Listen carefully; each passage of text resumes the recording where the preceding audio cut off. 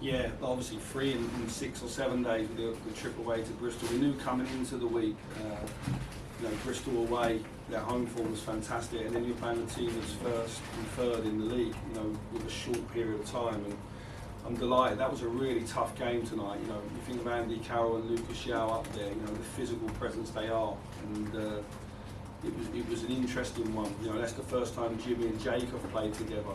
On Saturday last week, it was the first time that Leon and Jake have played together. So we've done what you're not supposed to do really, which is change your back four around. But we've needed to keep the energy this week.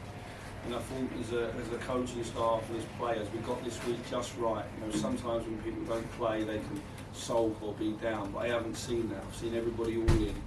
And I thought the energy the sub brought tonight coming on was a big part of it. And there was 3 players tonight that stick out. Ozzy, I'm delighted for coming on and getting the assist. Tim playing his first 90 minutes at championship level with men. I thought it was excellent. Gets us the penalty, but obviously tonight's about Lyndon. So I'm delighted for him because I've sat here a few times where it's been about Lyndon for other reasons. So I'm really pleased for Lyndon tonight. Iroegbunam from Mick Beale, right? He's a tight hamstring, mate, so he was close to me and he just said, look, I'm feeling a bit of tightness, and obviously I'm not gonna mess around with that. So I don't think it's anything more than that at the moment. He hasn't pulled anything. We'll have to assess it obviously in the coming days once it settles down. But yeah, when he came off, he just said to me, look, Mick, it just felt a little bit tight, and obviously after the week, the schedule that we've had, it wasn't worth the risk. And Chris as well, any news on this game? Yeah, it's quite positive with Chris actually. It's as positive as it can be. He'll be back around the Norwich and West Brom games, so he'll probably miss the next 3. It's probably a 3-week injury if everything heals perfectly. So don't hold me to it, but if everything heals perfectly, then it's 3 weeks from Tuesday. So I'm not sure. All I know is we're playing Luton next. I can't, but the doctor told me around Norwich and West Brom he'll be back. Huge relief, obviously, nothing more. Yeah, huge relief. Just for the boy, you can't be selfish about the team and the results. Just the boy, because I know the mental sort of torture he went through getting back from that injury, and then it's in the back of your mind, isn't it? Every time you make that sprint or that shot. And I think the important thing is, and I said it early in the week, like the star of QPR must be the team. It must be the team, and I think this week that's the biggest thing that's jumped out at me. It's not always been pretty. Even tonight, the first 25 minutes, I thought we were excellent in terms of our play and some of our technical play. But in the second half, when we weren't playing so well, we had to dig deep. We pressed well. We won a lot of first and second balls. We won a lot of tackles, and they've done that all week. And so that's a big lesson to them, because when you've got a young group that's talented, they sometimes only think you've got to play with the ball. And I'm starting to learn that. And they're starting to learn, that you've got to do more than that, and that's what makes a team. So, well played to them. And again, it is disappointing to have Chris out, but that gives opportunity to others, and obviously Lyndon's took that tonight.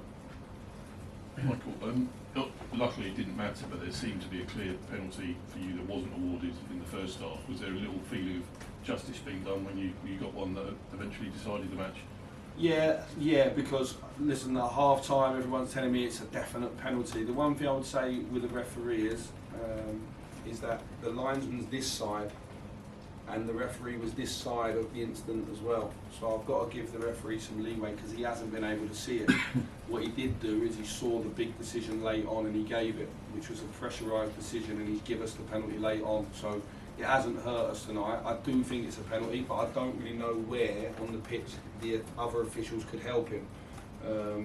Because the other linesman's obviously down this side near the Loftus Road end, so he's too far away. So I just think it was one of them blind spots. And overall, it was a lot of tiredness second half. So there was a lot of like, is it a foul, isn't it a foul? And I thought it was a difficult game to referee tonight for the ref. But he got the big decision right for us at the end, so I'm delighted with that. There was a moment where Andy Carroll got booked at the end of that sort of fairly pulsating first half. That was right in front of you. Did you think that was a yellow?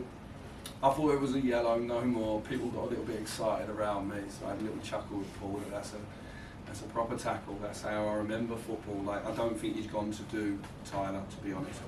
I haven't seen it back, but when I saw it live, I thought, okay, it's a booking. I genuinely thought he went for the ball. It's the ones where you think someone might have gone a bit high, I didn't go for it. But if you guys seen something different, because you all look at me weirdly here, like it might have been worse. But no, I'll say, yellow card's fine. Just follow on from me. You said earlier in the week, you mentioned about the drop points. I think the Blackpool, the Rotherham, the Stoke. I mean, this is it felt like a big night out there, didn't it? To get a really good home win against another team at the top, that must give you a lot of pleasure. Yeah, when I envisaged coming into the club, what did I want Loftus Road to be like? Well, that's it. That last 10 or 15 minutes, they got more out of us. I think the fans got to understand how much they played their part tonight in that last 10 or 15 minutes, and how difficult that is for an away team. When the fans are up and they're pushing the team on, and even after they scored the penalty and the dreaded 4 or 5 minutes goes up, they're still pushing you forward. So, yeah, we've had some strange days here where we deserved more against Blackpool and Rotherham. It was hard for me to say that at the time, so I was new in the job, but 100% I come away from them games, thought the result was harsh on us. I think we've earned all the results we've got this year, and it's nice to get 3 points here because we've got 2 games coming thick and fast now with Cardiff and Wigan next week. Mick, with Senny's injury, obviously a boost to have him tonight, but is it just something that you've got to keep an eye on, sort of keep on top of, or? Yeah, you know what? He felt something quite high up on his right leg, above his thigh, and he just didn't want to kick late on in the game. And we went and scanned it. There's a little bit there, but it's manageable. It's a 7 to 10 day injury, but you can manage and play with it. If you don't do too much in between. The key thing was with Senny, no one was going to stop Senny playing tonight. Senny wanted to play. And you can see that he improvised a couple of times with the throw-in, but he makes the big save late on, so that's why he's here. You touched on it there, but obviously massive for Lyndon Dykes to get those 2 goals today. I'm delighted for him. I really am. I'm absolutely delighted for him because he carries it around his neck more than people realise. I work with the boy every day, and he gives us everything he's got. And today it's an instinctive header, and then the biggest thing for me is, we never nominated a penalty taker because in the moment we've got 3 or 4 that want to take it. You don't know who's on the pitch, so in the moment he picked the ball up and he went and took it. And I think he's missed a couple down that end this season, and it's fair to say that he knows that he would like to score more. He knows that the fans are demanding him to score more. So to pick that penalty up and score it late on, I think that shows the quality of the man, really. So he's always got my backing because of how he is around the building. He actually apologised to me on Tuesday for the miss in the second half at Sheffield United. I've said to him he needs to stop that. It's the second time this season he's come and apologised. He doesn't need to. He's given me everything. This is a boy that doesn't cut any corner any day. So he deserves tonight, and I'm absolutely delighted for him. And obviously a massive confidence boost as well to win without Chris. Obviously he's been the difference quite a lot this season, hasn't he? I think that gives the boys a bit of confidence. Yeah, the team's the star here for QPR. It has to be. Chris is our best player at what Chris does, but he's not our best player at running, he's not our best player at defending, he's not our best player at blocking. There's all different players that make us win. So I get it. I get from last year down when he was out, it was wrong, but that was under a different coach. And this team now is different. It's got different ways to win games, and it's got other players that will step up for their opportunity. So. Yeah, Chris is an unbelievable player. We're delighted to have him, but the focus is on the whole group. And I thought the team did really well tonight without him, beating a team that were in front of us in the league. With Tim, you obviously gave away the penalty in the first half, but it didn't seem to affect him. Is that sort of a sign of what you've got in your hands here? I think he's a really, really top player that's moved away from home, he's living in a flat in London. It sounds great, doesn't it, when you're 19, but when you're used to having your family around you, he's had a bit of adaptation. He's not a number 8, he's not someone who plays right, he plays right in the middle, but I've been allowing him to adjust to playing with men. Last season when I was at Aston Villa, every day in training he was going up against them Premier League players, and he was outstanding every day. I knew if I could get him, if I could convince Aston Villa to let me have him, it might take 3 or 4 weeks for him to adjust, but I know how good that boy is, so I'm delighted to have him. I thought tonight he showed that. At times he drove with the ball, at times he won tackles, he made passes. And at the end, probably in our team, only him or Illy could pick that ball up and beat 2 or 3 and go and win the penalty. But that's a holding midfielder doing that. So it shows you he's got all of these tools.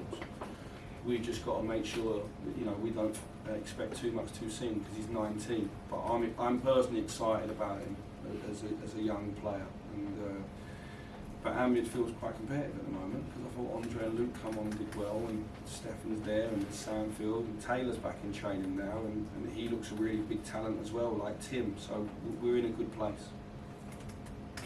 How important is that rotation in midfield been over this 3-game week? Because I know you said after the Swansea game you regretted not making more changes in that week. Yeah, like, you know, it was a big thing tonight to bring off Sandfield and bring Rob on at the time, and we had a little walkthrough yesterday in the back three. We just spoke about where Reading dropped their 2 forwards, it might be better to be in a back three at times. We asked Sandfield to do it, and then I just felt that Sam this week's given me everything. The rotation in midfield's been really, really important to keep the freshness, and probably if I look at the end of the week, that's the reason why we were able to score in the last 10 minutes, because we still had legs on the pitch. I thought the second half, for 15 minutes, it looked a tired game. You know, we made 4 changes, they made 2. I thought at times tonight we missed the leadership of Leon Balogun. It was a big decision to just rest Leon tonight and not put him in the squad. But you've got to think of, I don't want us to go back to the situation we was in a month ago where we got 7 on the sideline. I think what we're starting to see at the moment is that if QPR have got the majority of their best players available, then they can compete against any team in this league. The next step is for us to do it consistently. I think a one-off game we can play anybody, but can we win and go on runs? So if we're in quite a good place at the minute, how long can we keep that going for? How long can we keep this energy and consistency up for?